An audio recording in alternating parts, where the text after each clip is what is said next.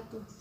Perkenalkan, nama saya Arinil Haq Kasyifatul Qurab dari jurusan Ilmu Al-Quran dan Tafsir dari kelas 1B. Baik, di sini saya akan menjelaskan sedikit tentang filsafat dan juga ciri-cirinya. Secara etimologi, filsafat berasal dari dua kata, yakni pilin dan sophos. Pilin di sini mempunyai arti mencintai, sedangkan sophos mempunyai arti kebijaksanaan. Jadi, secara etimologi, filsafat mempunyai arti mencintai kebijaksanaan. Mencintai kebijaksanaan di sini yang dimaksud yaitu senantiasa berada dalam kehati-hatian, jadi selalu hati-hati. Kemudian selalu kritis dalam menanggapi setiap persoalan yang ada, dan juga senantiasa berpikir secara logis. Secara terminologi, filsafat mempunyai arti yang sangat luas.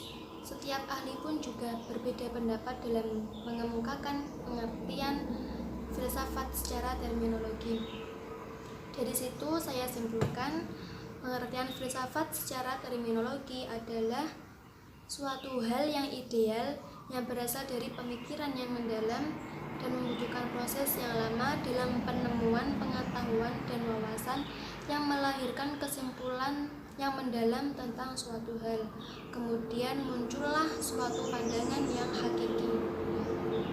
Dari pengertian etimologi dan terminologi tadi dapat kita simpulkan bahwa orang yang berfilsafat itu adalah pandai dalam menggunakan akal pikiran, serta dapat membedakan hal yang baik dan yang buruk, arif selalu dengan nalar. Setiap gerakan dan tindakan yang dilakukan itu dipikir terlebih dahulu agar baik dan tidak terjadi kesalahan, dan bersikap arif dalam memandang segala permasalahan. Baik, sekarang beralih ke ciri-ciri filsafat. Ciri-ciri filsafat di sini ada 4. Yang pertama radikal, kedua kritis, ketiga konseptual, keempat rasional. Yang pertama adalah radikal. Radikal di sini adalah berpikir sampai ke akar persoalan. Biasanya ini dilakukan dengan cara bertanya terus-menerus sampai mendapatkan jawaban yang hakiki, menanyakan mengapa, dan mencari jawaban yang lebih bagus lagi dibanding dengan jawaban yang tersedia pada pandangan pertama. Itulah yang dinamakan radikal. Yang kedua yaitu kritis. Kritis adalah tanggap terhadap persoalan yang berkembang dan yang diketahuinya, bahkan yang mendatanginya. Berpikir kritis adalah sebuah skill kognitif yang memungkinkan seseorang untuk menginvestigasi sebuah situasi, masalah, pertanyaan, atau fenomena untuk bisa membuat sebuah penilaian atau keputusan. Itulah yang dinamakan dengan kritis. Yang ketiga adalah konseptual. Konseptual yaitu pemikiran filsafat yang berusaha untuk menyusun suatu bagan yang konsepsional, dalam arti bahwa konsepsi atau rencana kerja merupakan suatu hasil generalisasi serta abstraksi dari pengalaman tentang hal-hal serta proses-proses satu demi satu. Karena itulah filsafat merupakan pemikiran tentang hal-hal serta proses-proses dalam hubungan yang umum. Di antara proses-proses yang dibicarakan adalah tentang pemikiran. Itulah konseptual. Yang terakhir atau yang keempat adalah rasional. Rasional yaitu berpikir menggunakan akal. Dalam hal ini yang harus dilakukan adalah menyusun bagan konsepsional yang rasional, yaitu suatu bagan yang bagian-bagiannya secara logis berhubungan dengan suatu dengan yang lainnya. Bagan yang dimaksud adalah yang berisi kumpulan-kumpulan yang diperoleh dari promis-promis yang setelah dilakukan. Baik, itu tadi sedikit dari saya tentang pengertian filsafat dan juga ciri-cirinya. Semoga bermanfaat bagi kita semua. Kurang lebihnya mohon maaf. Wassalamualaikum warahmatullahi wabarakatuh. Assalamualaikum warahmatullahi wabarakatuh. Saya Siti Nur Halimah Sa'diyah dari kelompok 1 IATB akan menjelaskan materi tentang filsafat sebagai proses dan produk. Filsafat sebagai proses yaitu aktivitas penelitian yang dilakukan berdasarkan pemikiran secara matang dan diarahkan pada pencapaian tujuan. Filsafat sebagai produk yaitu pengetahuan ilmiah yang kebenarannya diuji secara ilmiah. Objek filsafat. Objek filsafat dibagi menjadi dua, objek material dan objek formal. Objek material yaitu lapangan atau bahan penyelidikan suatu ilmu. Contohnya, mahasiswa belum memikirkan bagaimana ia akan bekerja, tetapi orang lain sudah atau telah memikirkan bagaimana ia akan bekerja. Objek formal yaitu mencari keterangan yang sedalam-dalamnya. Contohnya, penelitian tentang pohon kelapa, khususnya fungsi air. Pohon kelapa merupakan objek material, sedangkan fungsi kelapa merupakan objek formal. Sekian yang dapat saya sampaikan, kurang lebihnya mohon maaf. Wassalamualaikum warahmatullahi wabarakatuh. Assalamualaikum warahmatullahi wabarakatuh. Perkenalkan, nama saya Silvi Laila Nugraini. Saya dari kelompok 1 akan melanjutkan presentasi. Saya akan menjelaskan tentang filsafat sebagai ilmu, filsafat sebagai cara berpikir, dan filsafat sebagai pandangan hidup. Yang pertama, filsafat sebagai ilmu. Filsafat dikatakan sebagai ilmu karena filsafat merupakan induk dari ilmu pengetahuan, terutama dalam sebuah pendidikan. Dengan filsafat, ilmu yang kita dapat akan mudah digunakan dalam kehidupan kita.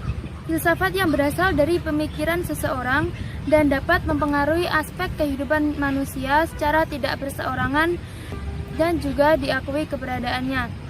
Dikarenakan sifatnya yang sangat rasional dan pemikiran tersebut merupakan buah pemikiran dari bukti yang empiris yang dilakukan oleh para filosof sehingga dapat diimplementasikan dalam kehidupan yang nyata. Yang kedua, filsafat sebagai cara berpikir.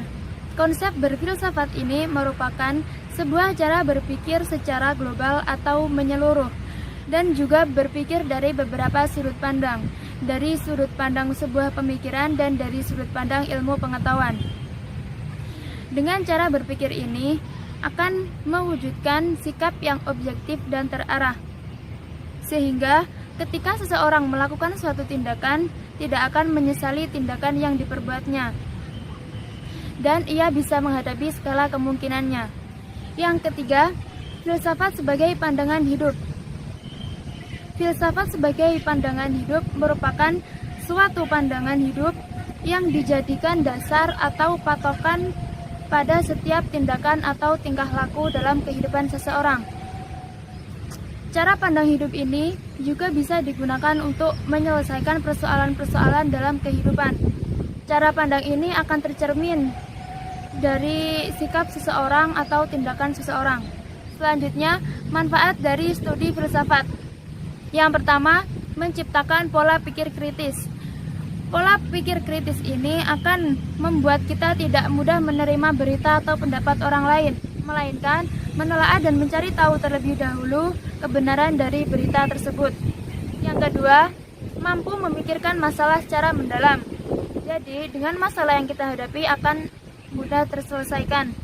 Karena sebelumnya setelah terpikirkan secara mendalam supaya masalah teratasi dengan baik. Yang ketiga, mampu mengkomunikasikan ide dengan efektif. Ketika kita mempunyai sebuah ide, semestinya kita ingin ide ini benar-benar terwujud.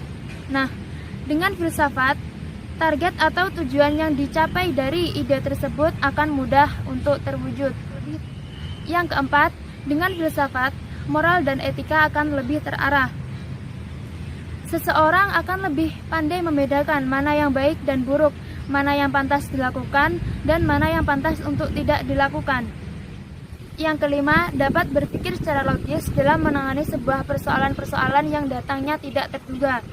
Filsafat membuat seseorang untuk berpikir secara logis dan kritis, sehingga ketika seseorang menghadapi suatu persoalan, mereka akan mudah menghadapi, sekalipun persoalan tersebut datang dari arah yang tidak terduga.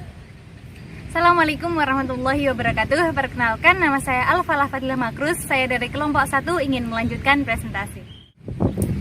Oke, di video kali ini saya ingin menjelaskan tentang permasalahan filsafat. Oke, di sini saya hanya mengambil 3 contoh yang sangat relevan dengan kehidupan kita. Oke, teman-teman semua. Yang nomor 1. Apakah wanita cantik itu harus selalu berkulit putih? Gimana pendapat kalian semua? Nah, cantik di sini ada 2, kecantikan luar dan kecantikan dalam. Kecantikan luar yang kita lihat dengan mata kepala kita sendiri, teman-teman. Kecantikan dalam yaitu inner beauty. Orang yang cantik luarnya namun jelek akhlaknya lebih dipandang buruk daripada orang yang cantik dari dalam, yaitu inner beauty. Jikalau kecantikan kita lihat hanya dari rupa, paras, semua itu akan musnah, teman-teman. Jadi orang Belanda itu selalu menang daripada orang Papua. Ya, begitu. Hitamnya kain Ka'bah itu menyejukkan, sedangkan putihnya kain kafan itu menakutkan.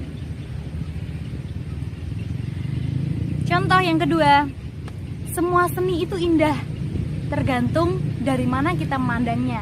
Contoh apabila kita melihat masjid, teman-teman, dan kita melihat hanya dari keramiknya, apakah kita bisa tahu masjid itu akan indah apabila kita tidak masuk ke dalamnya? Kita melihat pengeras suara, kita melihat tempat muadzin, kita melihat kebersihan tempat wudhu, kita nggak akan bilang seni itu indah. Seperti contoh kaligrafi, jika kita memandang dari belakang, ya nggak mungkin kelihatan indah, teman-teman. Jadi apabila melihat sesuatu atau memandang sesuatu, kita tidak boleh hanya memandang dari satu sisi, teman-teman. Kita harus melihat dari sisi yang lainnya dan melihat secara keseluruhan. Oke, yang ketiga, kebudayaan tidak selalu memberi dampak positif, teman-teman. Di sisi lain, kebudayaan juga mengandung sisi negatif. Contoh, orang luar negeri. Apabila kita mengikuti gaya luar negeri, insya Allah hancur. Hancur. Ya, di luar negeri bebas pacaran, bebas berhubungan seksual, bebas gonta-ganti pasangan setiap harinya. Bagaimana nasib kita jika seperti itu? Janganlah kamu bawa budaya asing, budaya dari manapun juga, kalau itu buruk, ya tinggalkan. Seperti contoh juga di sisi Indonesia, itu ada apabila orang meninggal, itu apabila ada saudaranya meninggal, 1 jari dipotong. Bagaimana jika kita terapkan di Jawa? Semua jarinya akan habis, teman-teman. Oke, terima kasih banyak teman-teman atas partisipasi teman-teman semua. Maafkan apabila banyak kesalahan kata dari kelompok 1, terlebih dari saya. Oke, thank you. Assalamualaikum warahmatullahi wabarakatuh.